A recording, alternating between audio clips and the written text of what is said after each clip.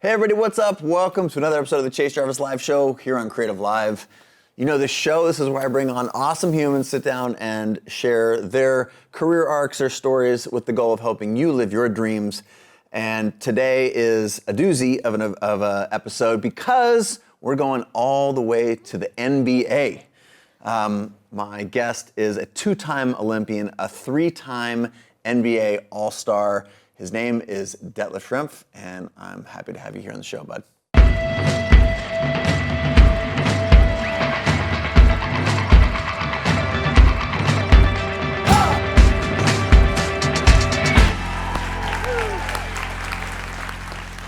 love you. Thanks, Chase. Thank Appreciate you so much for being here. Family, what was the show? You were on a show, not Family Ties, but Park and Rec. Park and Rec. Good start.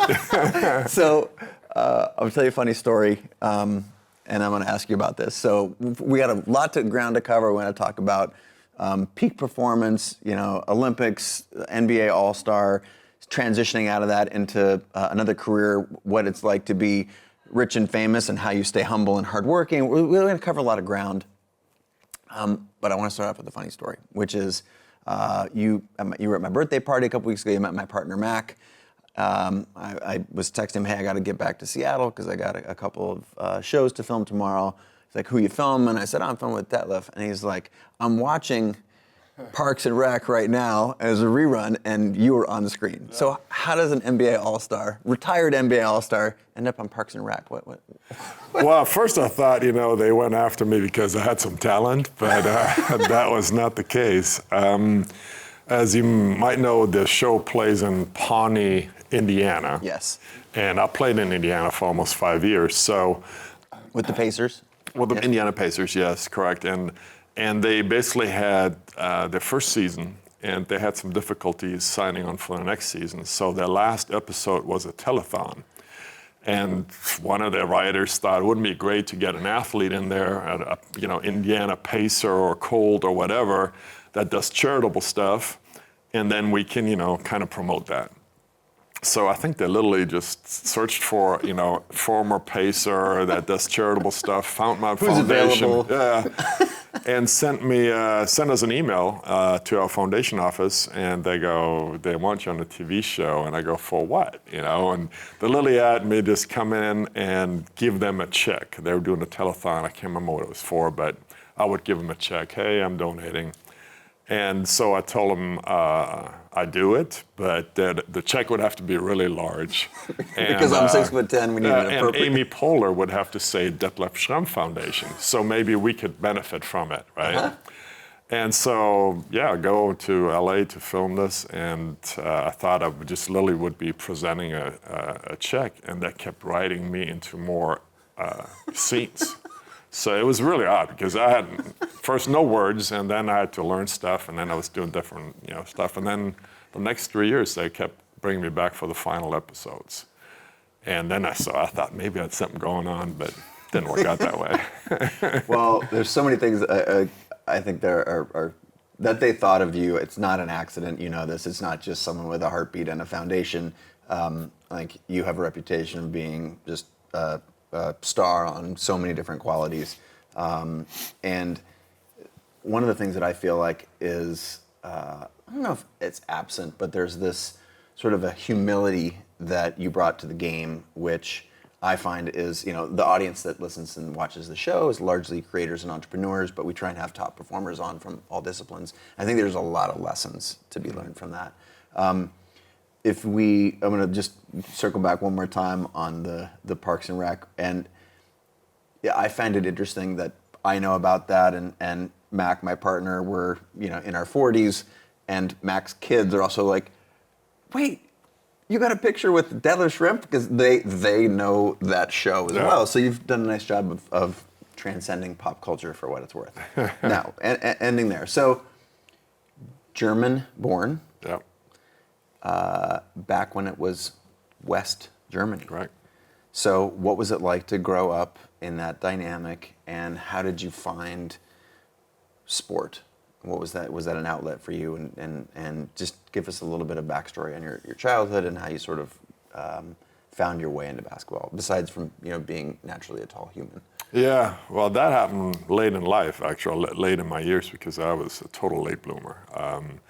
I grew up like most German boys did, played soccer. As soon as you can walk, you start kicking the ball around. So you join the local, the nearest kind of football club, because you don't really play it in schools. It's all through clubs. And that's how I grew up. And I was always a kid that I thought didn't quite fit in. I was very skinny, late bloomer, bleach blonde, got to like 11, 12 years old, and those guys that already have a mustache and hey, Detlef. Yeah, and I'm the skinny kid, and by accident, actually, I fell into basketball. I changed schools because I wanted to get into teaching sports. Basically, I wanted to pursue that avenue, and the school I was at didn't have it, so I changed schools, which was a few miles further away, and they had the PE teacher who went to UCLA and played basketball with Bill Walton. So he introduced me to basketball in the school, and even though I was not very good, it just I enjoyed it because it was a different challenge. Yeah. And then within basically 3 years, I was one of the best players in Germany in my age group. And Wow. I always tell people, when you're at that level, not just in sports, but in business too, when you're not normal. Right? Yeah. You're not. Yeah. Because the things you do, normal people don't do. So you either look at yourself and don't like yourself, or you embrace it. Yeah. And I totally embraced it. I lived basketball 24/7. I practiced and played for 3 different teams, 3 different age groups. As a 14-year-old, I played on a men's league, and just I didn't have a social life. That was it. And it worked out. Well, I think that's fascinating that there is sort of an all-in, and recognizing that if you have so much passion for something, and that A, it's okay to lean into that passion, and B, that what you're gravitating towards is your tribe. These are your people, and you want to be around basketball and the sport, and there's you can play that year round, and the same is true if you're a photographer or designer, you want to build a business. I think there's culturally, I feel like there's resistance. So did you feel like, well, you said you're not normal, right? Yeah. So that's where the word and the concept of resistance comes in. You're like, oh gosh, none of my friends are this into basketball, or none of my friends want to start businesses or go off and be a creator or an entrepreneur. So how did you feel like you had to reconcile with that at all, or were you confident enough that was there some just talk to me about it. Was there any conflict, or was it just natural for you? Well, I think it was a process, because I think as a teenager, we all want to be accepted. And I struggled for that for a long time, because, I was okay at soccer, but I wasn't part of the core group. I was kind of the outsider. School, I was an okay student, but I wasn't here or there. Yeah. Socially, I was, getting in trouble with, doing stuff and hanging out and skipping school and things like that, but I wasn't part of the core group. I was kind of a hanger-on. Yeah. So basketball was the first time where I had success. Where all of a sudden people are looking at me going, wow, he's pretty good. And I think with that, you when you're good at something and you're recognized for it and people acknowledge it, all of a sudden your confidence level goes up. Yeah. And that is another discussion, because then it can go a little bit over the top, where confidence turns into arrogance. Yeah. And pro athletes have a tendency to go there. But so for me, that was very important, because I was searching for something for a long time, and then basketball came along, and I'm going, dude, I'm good, Yeah. And so it just went from there. So let's talk about the confidence going into arrogance. I think you did a nice job of like realizing when you're good at something, like whether you're good or you love something. I think in both those situations, I'm going to put a little few words in your mouth here. It's just like lean into the thing that you love or that you're good at. Yeah. These sort of concentric or rather overlapping circles, like what you're talented at, what you love, and what you feel like you can make a living and a life doing, or at least pursue until something else comes along. But if we change the conversation to what you just alluded to, and you go back to my opening point, which is can't remember how long we've been friends. We'll try and get back to that story in a second. But the humility with which you even approach the story of Parks and Recs, like your humility is obvious. That the foundation that you have in your name is an incredible foundation. And I know you as an entrepreneur and a business person now. Where is that humility something that was, born into you, bred into you, or built, or did you learn the hard way and have to realize that you weren't all that, and that we're all just like putting our pants on the same way? So what was your personal arc? And then just talk about sort of confidence and arrogance in pro sports or superstars in general. Yeah, it's complex. Yeah. Well, I think, first of all, I have to give my parents credit to some degree, especially my mom, for keeping me in line, I got stepped on more than I stepped on early on. So I was never one that was very confident until I succeeded in basketball. And definitely my early years of success, I was, the typical athlete, because I think we go through stages in life, that you start out as me, myself, and I, right? and I mean, as a teenager, it's all about me. It's, I want more, I want this, I complain about that, and continues. And for pro athletes, I think that stage sometimes goes a little longer. Yeah. Because, we want more, we want always asking for more playing time, more money, more exposure, more of a contract, more marketing deals. Yeah. Why am I not featured? It's that, because we've been bred to succeed, and you kind of go, and to compete. Yeah, you want to compete, and I want to be, known for it, right? Yeah. And it goes back to, I want to be acknowledged. Yeah. Right? It's interesting how those things as an adult, they're the same things as one as a seventh grader, right? Yeah, just exactly. to be seen. Yeah, you want to have that pat on the back. Yeah. And I think, of course, for most people that want to be successful. And I don't know where it changed for me. I remember, I tell the young guys now all the time. I remember, being in my first 3 years, and you're sitting in a room and you meet the CEO of a company or some executive or some billionaire, and it'd literally be like, "Yeah, Chase, nice to meet you." I turn around and I'd already forgotten your name, because I didn't care. I had shutters on. Yeah. It was about myself and the game, Yeah. So whatever.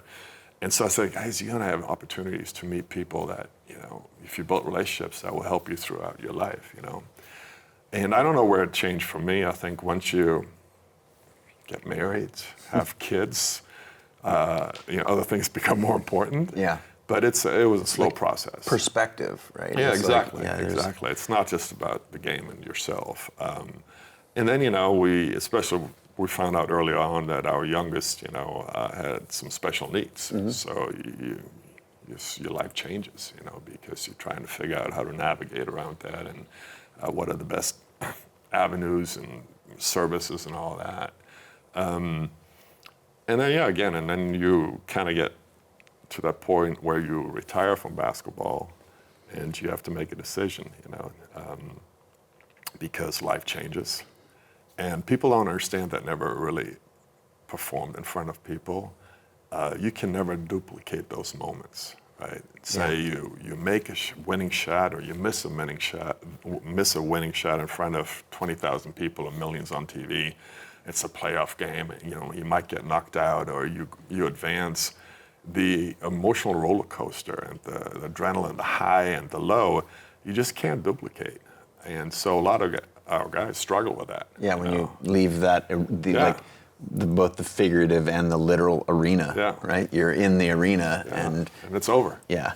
And so where do you get that? And if you still search for that, you run into some issues, especially when you still think of yourself so highly, right?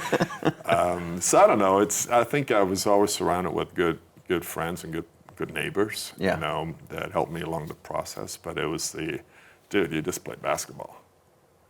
What else do you do? You look good on TV, and then 20 years from now, nobody will remember. Right? That you looked good on TV exactly. 20 years ago. So I think that I'm going to extract some of those things, and what I heard is like good friends and neighbors and mentors, and I'm going to put the word community out there. Yeah. So how important, even as a professional athlete, when you're wildly catered to when you have agents and trainers and all of the sort of the infrastructure is there to take care of you and make sure you succeed. How important was community as an elite athlete? Well, all of it is important. I think, I miss the trainers, especially, when you get older now, I played soccer, I kicked the ball, and I think I pulled my quad. I'm going, what the heck, So back then, that'd be a week, right? Yeah. Because you get treatment 3 times a day, you get a massage, you get ice, and you get ultrasound, and I'm ready to go. No, it's been a month. So you're still gimping around. Yeah, I miss that, but such is life. I think I was fortunate. I was fortunate. We live in, as you know, Seattle. We live in an incredible community. That is, to me, is very giving, very embracing to a certain point. And if you pick the right community with the right neighbors, the right families, it's quite amazing. And I was fortunate. We had great neighbors. All our kids grew up together. We'd be sitting at the barbecue. We go to, the club, to the pool, hang out with the kids. We're sitting in bleachers every weekend for sporting events.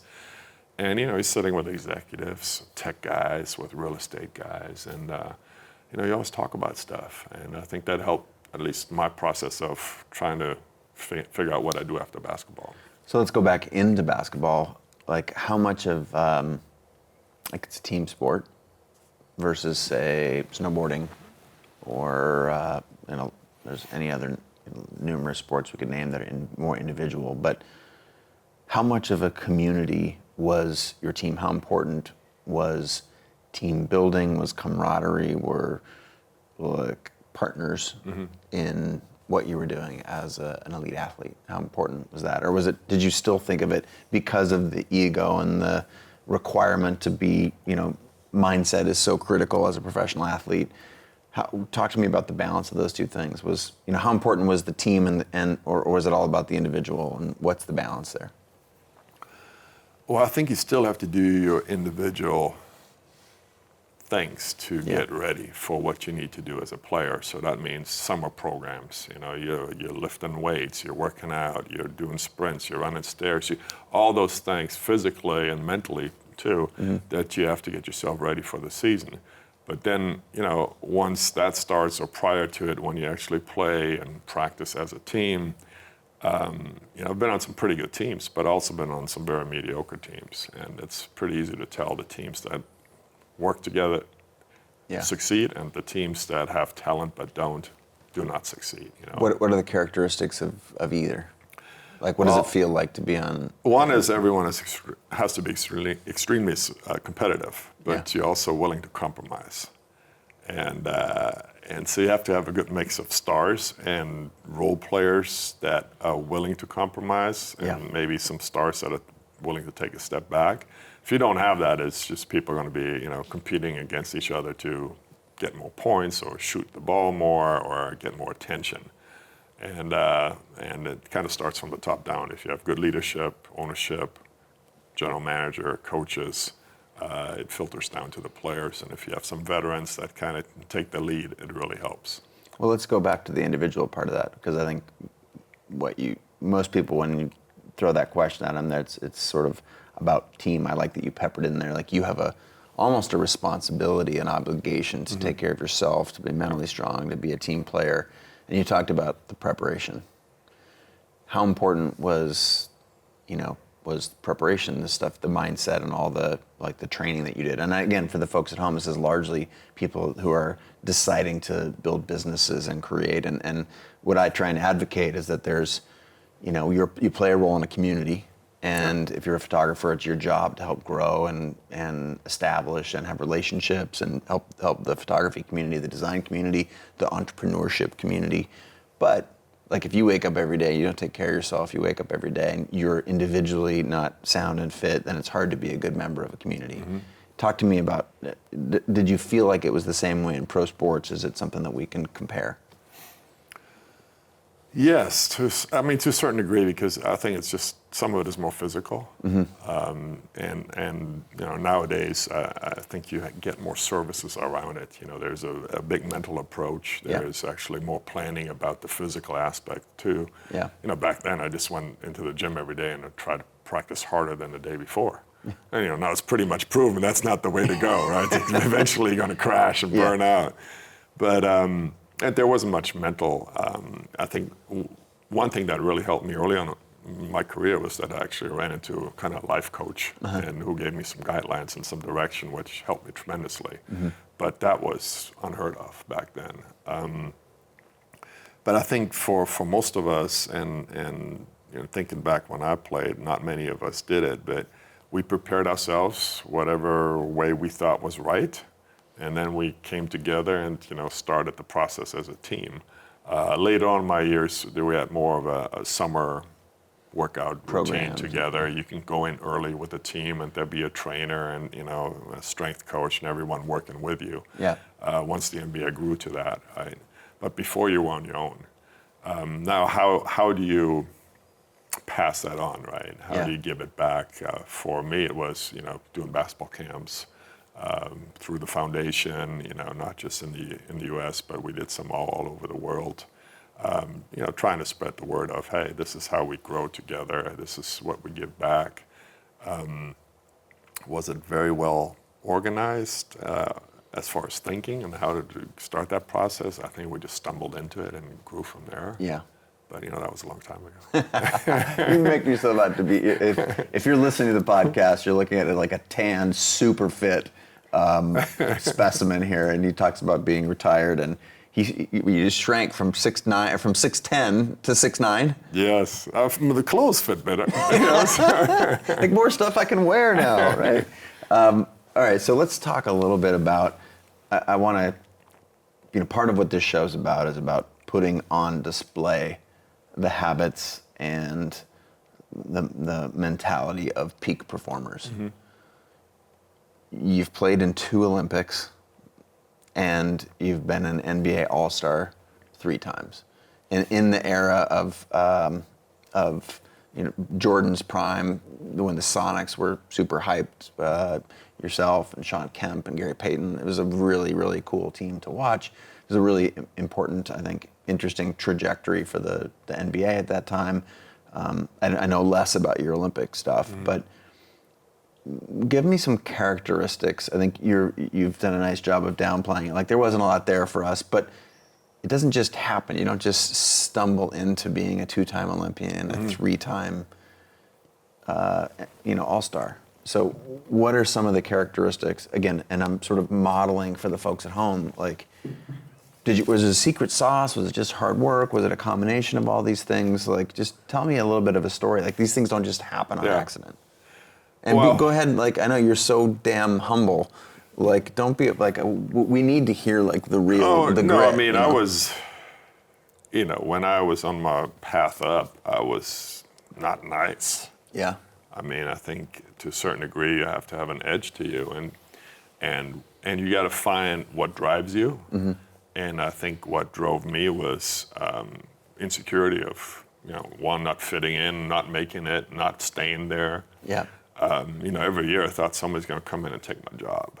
And true or not, it's what drove me. So I was not normal, and I've heard that many times, man, dude, nobody does that.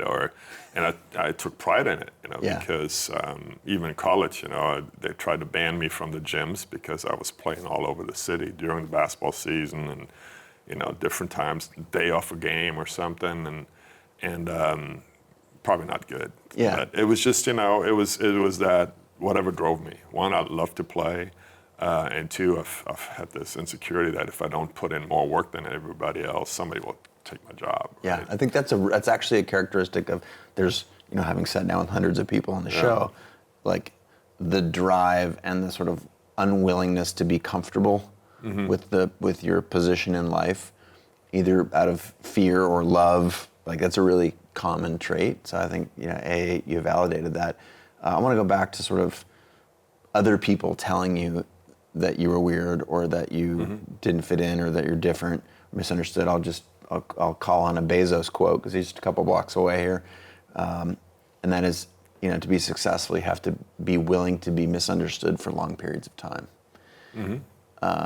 And so, can you give us a little more depth or color around when people would tell you that you'd be different, and how did that? You said for a second there, like it was a point of pride for you, and so talk about that, and then in what ways specifically do you feel like you were different than your peers, and how did you see that as a weakness or a strength, and just talk about that. I acknowledged it as being different and maybe not fitting in well to a certain degree, but it helped me be successful in what I needed to do, right? Yeah. So whether it was, I was one of the first. When I got drafted in Dallas, the team didn't even have a weight room, right? Just think about that.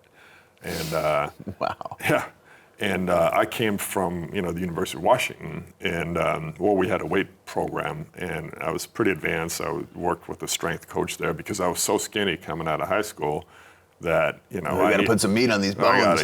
So I was in the weight room all the time. So I get drafted by a professional team that pays you money that didn't have a weight room.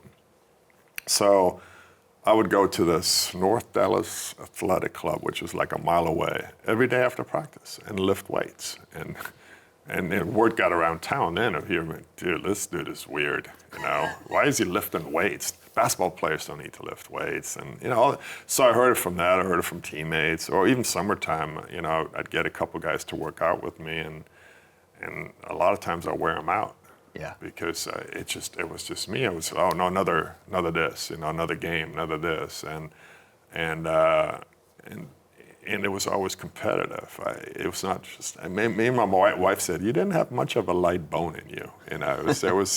It was just very competitive. And do you think that that's ultimately was a differentiator for you, a path to success? Well, I think you got to find what helps you succeed in whatever you want to accomplish. And I didn't offend people. I wasn't mean to them. I just was on my own in that path. Yeah. And kind of sometimes people came but then they couldn't hang or whatever you want to call it. They kind of got tired of me. Yeah. Because they go, no, we're going again tomorrow. Well, it's Sunday.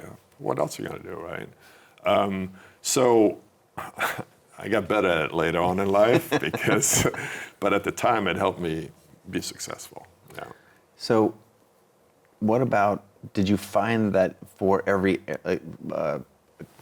person who's been on Creative Live before, someone I admire and respect, an artist named James Victori, James says, what made you weird and quirky as a kid is your biggest strength as a grown-up. And if you can find a way to lean into that. Yeah. And it sounds like there's a pattern of acknowledging that you were different and that you needed to outwork, outplay, and either through, again, love of the game or fear of being replaced, you were willing to work really hard. Were there people that you felt like, and clearly you were an outlier in your level of your work ethic, but were there people for whom didn't work and were just naturally talented? And what did the career arc of those people look like, or behind the scenes? Because Michael Jordan, did he have that same sort of fever and desire to train? And is that a characteristic, hard work, or are there just a cross section of people who are lazy and don't care in the NBA or on your Olympic team for your previous Olympics? Well, I struggled with that earlier, when I was younger, and guys who come every year and they have a lot of talent, or guys I played with for years that had a lot of talent, but they just got by with what they had.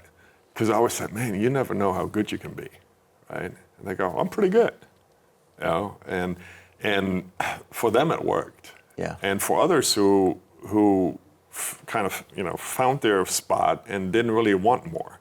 So I struggled with that because almost to the point of I didn't really respect the guys. And later on I go, everyone their own, because he's doing what he's comfortable doing and he's happy where he is. And I always look at God, man, you could be all-star every year, but you never will be because you're not willing to take that extra step. And then others who didn't want to take that other step because they're not everybody wants to take that last shot. Yeah. or or play in the last 2 minutes of a game, or or have that responsibility of having to perform every night because now, well, you're an all-star, you got to average this and do this and that. So it took me a while to kind of not forgive us. It was more like, hey, you are who you are, and you do your thing, I do my thing. Yeah. And But self-awareness is a very powerful thing, and Yeah. knowing that was maybe your advantage. I like to say, don't just be better, be different. Yeah. And it sounds like at some point maybe this is just maturing, right? You kind of get comfortable with who you are. Yeah, Was that I an agree. active process for you, or did you feel like you just settled into who you are? no, it was like I said, it's a process. It didn't happen overnight, and it took input from a lot of people, Yeah. friends and neighbors, and people keeping you humble and telling you, man, that's stupid, or and my wife did a really good job with that. They have a way. Yeah, but it was a slow process, and I was German, stubborn as can be. I had to run into the wall a few times to figure it out. So. You look good for running into a wall a couple of times. Yeah. You still got it. All right, so I want a small transition. Actually, maybe I'll put a pin in that for a second. Go back before we transition. I'm on a flight on Tuesday. What day is it? Today's Friday. I was on a flight on Tuesday. In the seat back is Game 6, Seattle versus Chicago of the NBA Finals. Sad, we lost. You're going to the punchline, but so what's it like to, as you said, to sort of take game-winning shots or game-losing shots, to be at the pinnacle of a game?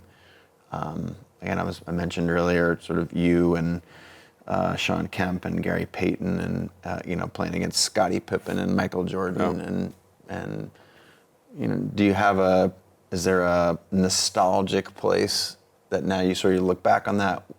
What's it like to play at that level? Because there's a lot of people, I think, at home that wherever they are in their career or their pursuit of their passion, I think there's always is it as good as it looks from where I'm sitting in the bleachers? And I try and say, well, it's just harder than you think it is. Yeah, but shape the way that you think about you playing in Game 6 of the NBA Finals as an all-star. That's the apex of the game. That's the equivalent of the World Cup. It's like, Totally. It's, to me, I mean, first of all, if I wasn't as old as I am now, and he's talking like he's 200 years no, old. but you go through life and you do the check marks, right? Yeah. It's like basketball. Orthopedic surgeons always told me you shouldn't play basketball after 40. I played, until a couple of years ago. Made a little pickup ball here and there, Yeah. but you do the check mark, can't play anymore, right? It's just doesn't. It's not good for the body. Doesn't work. Yeah. But if I could, I'd play it every day. It's a fantastic sport. I love it. I love how it's different every time you step on a court, how competitive it can be. That, and every move down the court is different, right? So, from that standpoint, I said I would have been playing basketball anyways.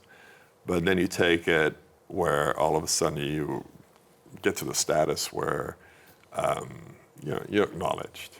You become famous to a certain degree, and you have a status in the community that you can use for other things, or that you For should good be or proud evil. of. Yeah. Yeah, or at least people respect you for something. Yeah. What you do with it is your call. But playing in games like that and going through a season like that, we were good for 5 good years. Yeah. It was amazing. And then we get to the finals and we didn't win it, and we were thinking, man, we're going to be back next year because we're that good. We were that good on the West Coast, except Chicago was that good on the East Coast. Yeah. And then, within a year, the team gets dismantled, and we never go back. So it changes that quickly. But to play at that level, every day, I mean, an emotional roller coaster. And to me, it's like you can only really experience the highs when you also felt the lows. And we had some lows. We lost in the first round a couple of years before, and we had a great season. And And so there are those things I look back on, and I look at practices back where Gary and I always fought. Gary was the typical, he worked hard when he wanted to, but certain things he didn't do, and so we always at each other. And now we talk all the time, right? Everybody's still in the community. Yeah. So, but I look back at those days that were pretty special. And when you're going through it, you're still like that guy that, oh man, the food sucks today. Why is the plane leaving so early? You complain. It's human nature, right? Yeah. But it's quite the life. How about I promise to switch gears. So we're going to switch gears to, you talked about sort of being retired, and I one of the things that I have come to know, and I consistently draw a lot of parallels between elite athletes and entrepreneurs or people who are building businesses. Mark Cuban, who's been on the show, talks about business is harder than sport because it's 24/7. Like there's no rest, there's no off season, there's no even like at midnight your customers in a lot of online businesses or whatever, they're still buying your stuff or not. And so like business is the ultimate sport, I think is how he says it. But for all the parallels that I draw, one thing that stands out to me is that there are people who are good with planning for their future, and there are people who not so good at it. And I'm curious, like I know you in a professional capacity now, you take care of people and their portfolio planning, their longevity, and all, you basically create a life for them after, with their money, like retirement or whatever. Specifically, I know that pro athletes are notoriously horrible at that. And I'm you've heard the moniker starving artists, or that artists are really bad with money, or and so again, I'm drawing this parallel.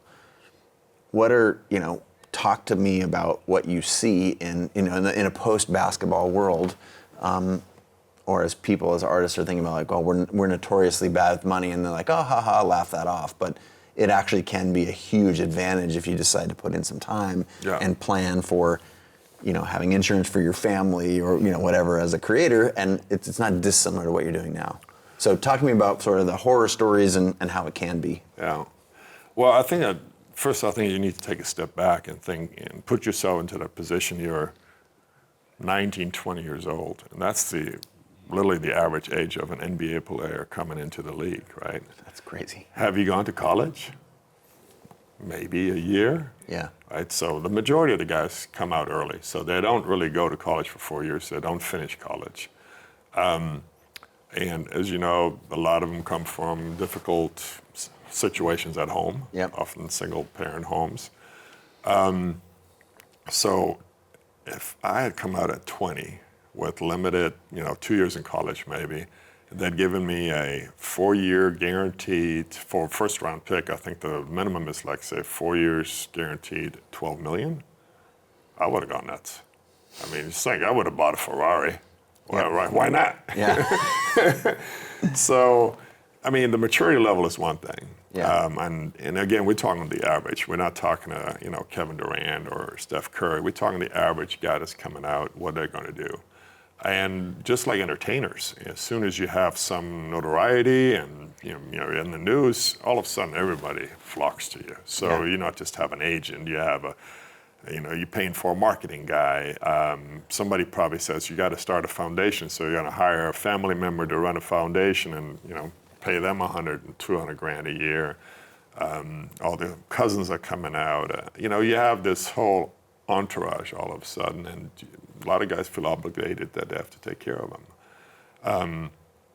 And there's always this feel about, well, when I get the big contract, right? It's my next contract. And again, 50% of those guys will not get that next contract. So they are where they are, and they're going to be pretty much broke after 4 years, and that's so sad. Yeah.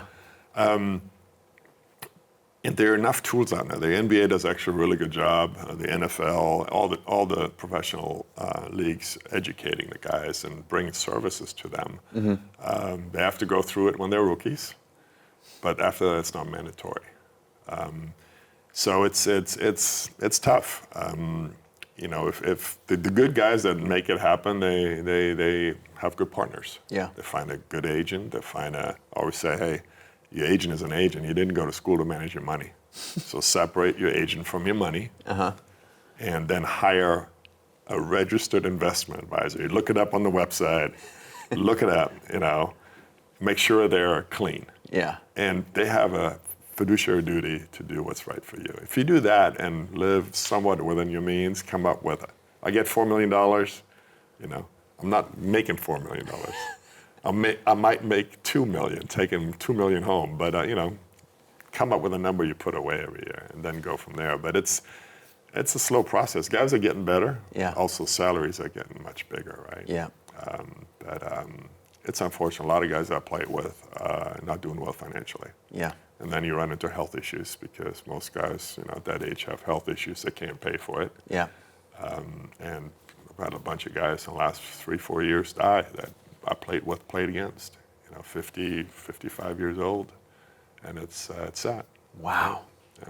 Wow. I find that, wow, that's just shocking. 50, I guess, again, you said you're not normal. You put your body under that much duress for that long. I think there's all kinds of warning signs there. I'm going to go back to this parallel because, again, the primary audience is people who are interested in elite performers so that they can take some of the lessons and apply it to their own lives, whether that's creatives, artists, entrepreneurs, athletes, whatever. And when folks at home are like, oh, I don't need to plan for my future because that's for everybody else.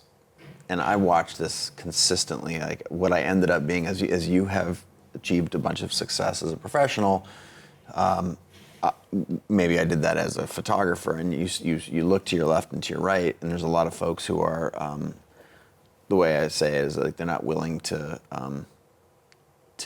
fork over for things that are these core foundations, things like medical insurance, things like planning for their family, planning retirement. And I'm also a big advocate of investing in your own future. If you don't believe in you, who will? So you have to continue to make bigger bets on your own success.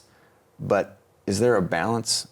Like, is there a balance where you can both invest in your future, do the things that you need to do? Like, presumably having a marketing person and having a good agent and those things cost money, and you have to know, what threshold do you invest in and how much do you sort of put away? Because you put all your money away, then you're not sort of maximizing the opportunity that you have in front of you. And just talk to me, it seems like a spectrum. And whether you're a pro athlete or whether you're an aspiring entrepreneur, how much am I investing in myself and my business, and how much am I putting away for a rainy day? That's a good question. I think that's why you come up with kind of custom approach to every unique situation, right? Because yours is different than mine. From not just your business, but your income, your family situation. What are your goals? All those things, right? You come up and basically build a financial plan looking at that. But to me, it's you try to take the what ifs out, right? And for the athletes, it's typically what if I get hurt tomorrow, my contract is up next year, and I can never play again? But most guys don't want to talk about that. Yeah. It's like, what if I die tomorrow? Right? It's just as bad. But it could happen. Yeah. So if it's not for you, but you have a wife and you have kids, why would you not at least try to plan ahead for them? Yeah. And but I think with guys, it's just you get so busy. You have the shutters on. I gotta finish this project. I gotta take this company here. Yep. I gotta get my new contract. I gotta become an all-star, and then I'm gonna do it. Before you know it, I've talked to coaches. I've coached for 25 years, and they go, I'm thinking about retirement in a couple of years. You go, have you ever looked at it before? No. What I got? Where's my money? Right. So, and they're smart people. So it's. That's why I'm asking the question, because everyone out there thinks it's not going to happen to them. No. And this sort of planning and rainy day. And I'm wildly, freakishly optimistic. Like everything's always going to work out. But the reality is that there's this sort of planning. And it really wasn't about sort of maturity or anything. It was like, you know what? To me, there's always, if you can ever afford to have a long-term view, you should. Yeah. And so what does it look like to put away some chunk of money, sort of like the pay yourself part of the equation? Pay yourself first? Well, I mean, I'll give you an example. My son, my oldest got a pretty good job, not making much money, but he's got great benefits, matching 401k, for example, right? So I'm talking to go, you should put, max out, put all this, they're going to match what you're putting in there. And, you can really build up that 401k. And he goes, yeah, maybe next year because, I think I want to get this and that. Fill in the blank. Right? Because, those watch, $200 or $300 a month is just, for a young person, it's a lot of money. I always said the only thing you can really, to a certain degree, control is how much money you spend. For sure. Right. I mean, I can have. What would you live within your means or not? Yeah. And it's really hard for people in the limelight to control that because of expectations. Yeah. Right? An NBA player can't pull up to practice and now I'm going to be really get somebody mad at me for pulling out a car that's not worthy. But he's got to have a decent car. Sure. And so they feel that pressure. And even though they might only make $1 million that year, NBA minimum salary is now maybe $800,000 a year. Say on NBA minimum, he's probably still going to buy a $200,000 Mercedes, just so he can roll. And so that sets you back too. You can't put any money away, right? Yeah. So there's certain things that you can control, and it's a process. I think you have to walk through it. Yeah. But once you have family and kids, and right. what's going to happen to them? If something happens to you, or will they be able to go to school? Can they afford college? All those things. And that's why sort of to me it's an important part for, again, trying to map what, how you're talking about it with pro athletes onto the independent creators and the people who are largely watching and listening here. Like that's a reality that whether it's, the fanciest camera or the sexiest gear or a fancy studio or a big staff, like I think the most successful people that I know in a long arc of success, they have had it really humbly. Like, how do I, there's something almost very admirable about keeping it super lean. And as you said 50 times now in this interview, it's all individual, and you need to craft that story for yourself. But just to reiterate, it's a really important part of why do you have to live? Why do you have to have the $200,000 Mercedes? And I think those, by and large, if you look at those, they're not actually have tos. Mm-hmm. They're it's our ego. We talk a lot about needs, wants, and wishes, right? If we all live by our needs, we'll do fairly well, regardless of where you are, the income level. But most of us are kind of in the wants, and then the few people are in the wishes. Even though you don't need that $500 purse, I'm going to get it because that's what I want. Even though it's going to max out my credit card. Yeah. So at every level, it's all relative. It doesn't have to be a $200,000 Mercedes because that's for somebody that might make $1 million, but it can be that $250 purse that you don't need. Yeah. And so you got to look at it. What can that $250 do? It's an opportunity cost. Yeah. Because now for most people, spending $250, you got to make $500. Right? You pay taxes and whatever else. So that's a lot of money. So let's talk for just a second about let's talk about legacy. So, and I think I'm going to put a very simple sort of tagline on that, which is what people think about you after you have sort of left the limelight, as that's your sort of legacy, and whether you're, Richard Branson or other people have been on the show, there's usually a talk of legacy, and legacy doesn't have to be, you were wildly rich and famous. It can be what are you doing to what's going to be on your tombstone? So how important has sort of long-term mission and vision been for you, and what are you, what's important for you and your legacy? Yeah. You've mentioned a few things, but try and put a bow on it for me. How important is legacy to you, and how do you think of it? Well, again, I go through, these different stages in life, right? And I think early on it was probably about being successful and being, recognized as an NBA All-Star or a star on the basketball court or whatever else. And you grow up a little bit. And to me, it's more about, one is hopefully I'm raising some children that will be productive in the future. And I'm not talking about rich. I'm talking about being a positive influence in their communities, making a difference. We've tried to do certain things through our foundation over the years, but it was more geared towards not individuals, more groups, charities. Yeah. It's all children charities, but it's from the pediatric hospital to maybe a homeless shelter for, teenagers, whatever it is. It was a group of kids. And, for the next transition in life, I hope that we have an influence on more individuals to, have that impact in the future. Maybe it's some future pro athletes or student athletes that, will have an impact in our community. Yeah. That they take that path, they learn how to do it, they form the right partnerships.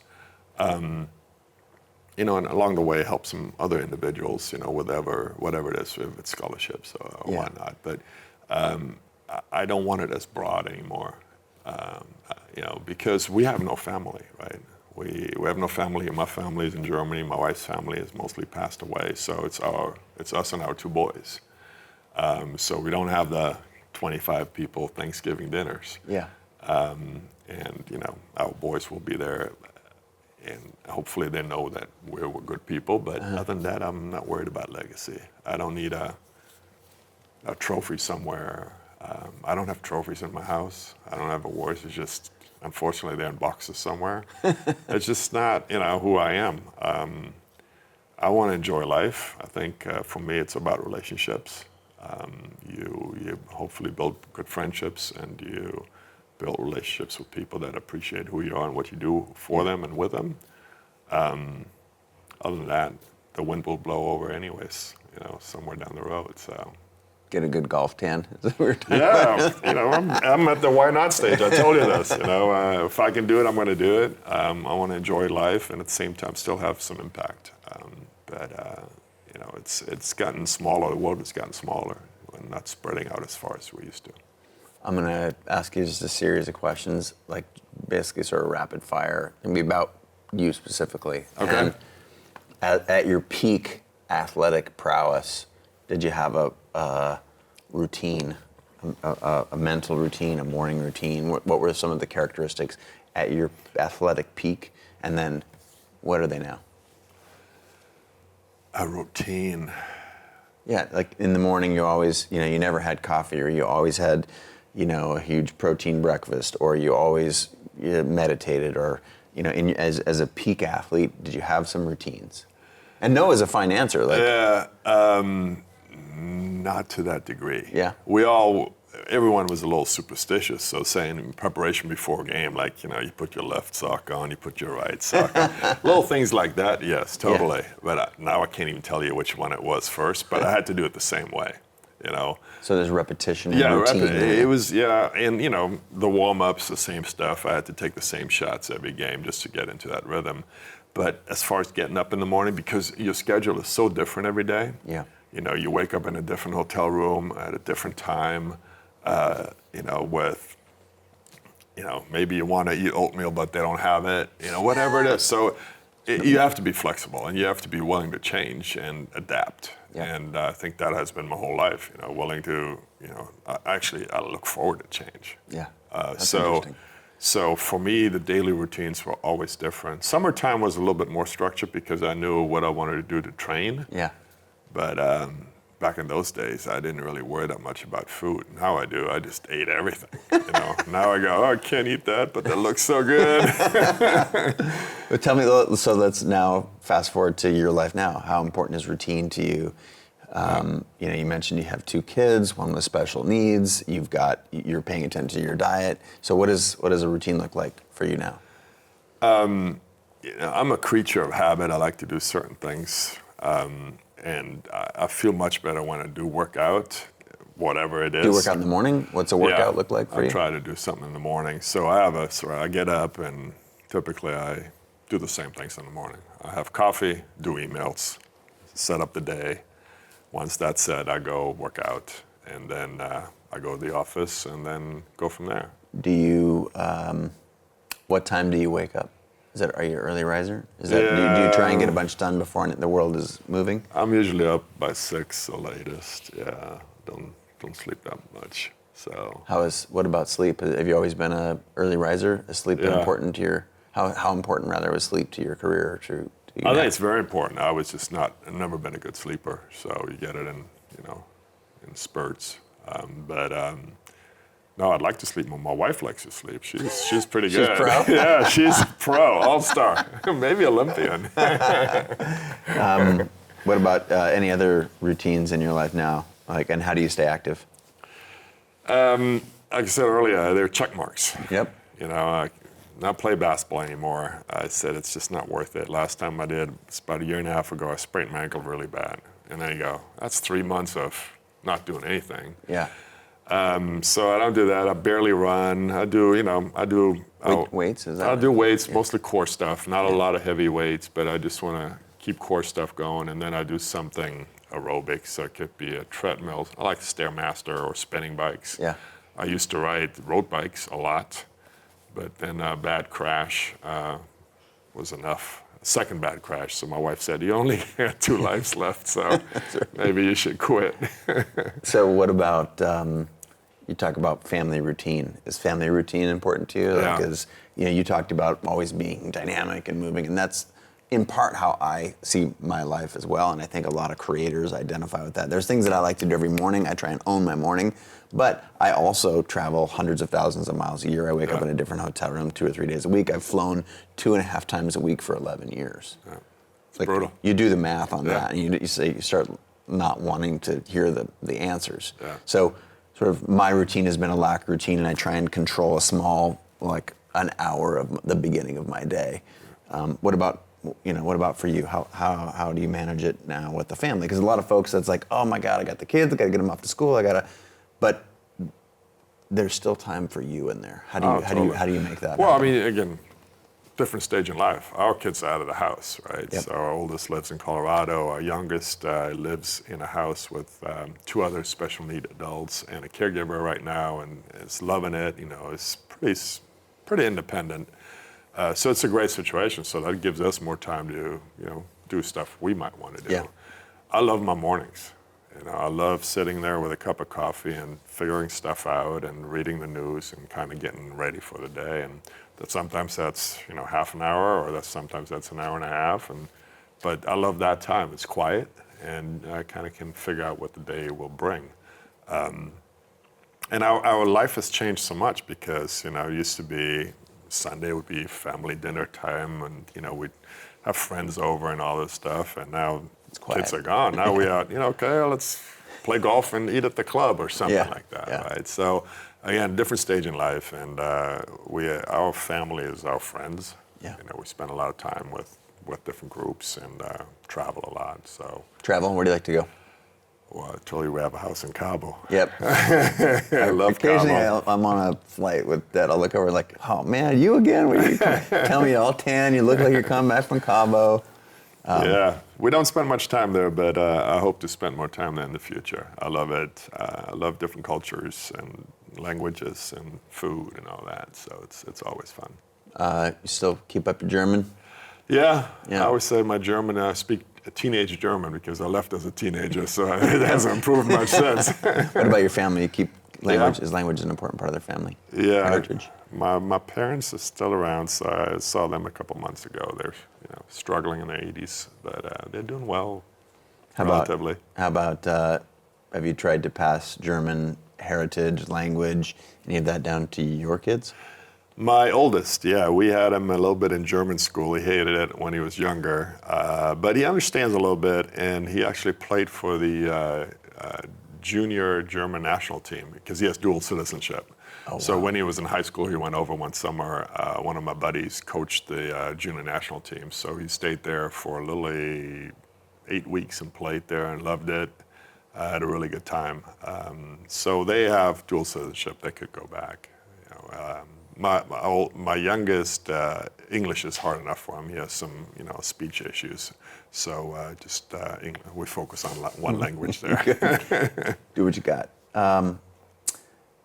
If you had one truth that you like, it doesn't have to be the ultimate, like the best truth, the most truth, but is there something that you know in your core to be true?